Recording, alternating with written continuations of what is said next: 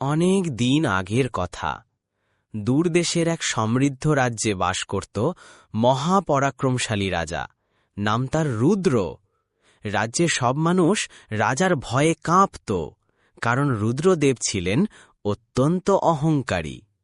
তিনি ভাবতেন পৃথিবীতে তার চেয়ে বুদ্ধিমান আর শক্তিশালী কেউ নেই।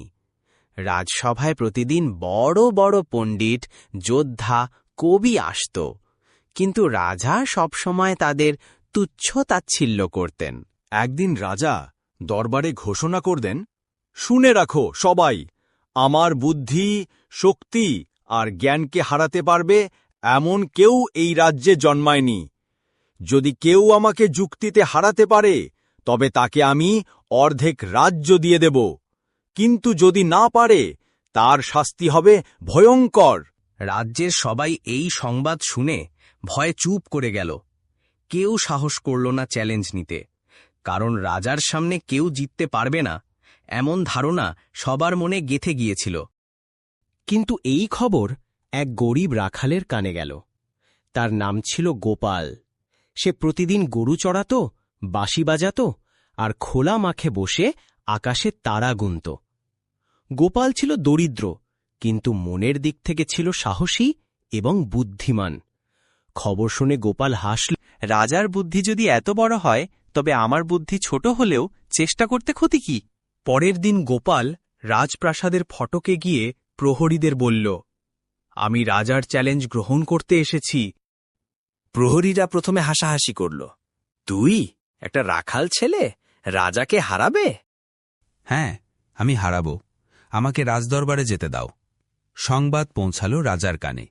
রাজা মনে মনে হেসে উঠলেন। একটা গরিব রাখাল, এটাই হবে আমার বিনোদন, আনো তাকে। গোপালকে রাজদরবারে আনা হল। হাজারো মানুষ দেখতে এলো কেমন করে এই রাখাল রাজাকে হারাতে চায়।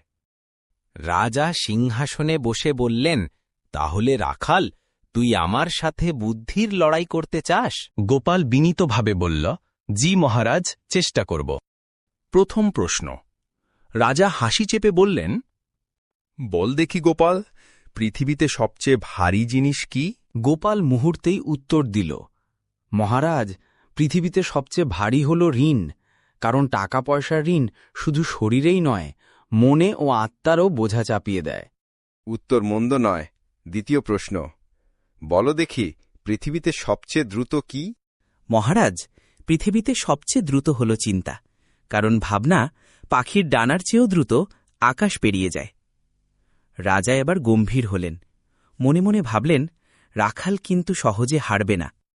তৃতীয় প্রশ্ন, তাহলে রাখাল, আমার শেষ প্রশ্ন, আমাকে এমন কিছু এনে দে যা সুখেও কাজে লাগে, দুঃখেও কাজে লাগে। ঠিক আছে মহারাজ, 3 দিনের মধ্যে আমি উত্তর দেব। গোপাল গ্রামে ফিরে গিয়ে মাটির এক টুকরো পাটিতে লিখল, এ সময়ও কেটে যাবে। তারপর সেটিকে সুন্দর কাঠের ফ্রেমে বাঁধিয়ে নিল। 3 দিন পর গোপাল রাজদরবারে এসে সেই পাটিটি রাজাকে দিল। গোপাল হেসে বলল, 3 দিন পর গোপাল রাজদরবারে এসে সেই পাটিটি রাজাকে দিল। রাজা অবাক হয়ে বললেন, মহারাজ, এতে লেখা আছে, এই সময়ও কেটে যাবে। যখন আপনি সুখে থাকবেন তখন এটা মনে করাবে যে সুখ চিরকাল নয়, তাই অহংকার করবেন না।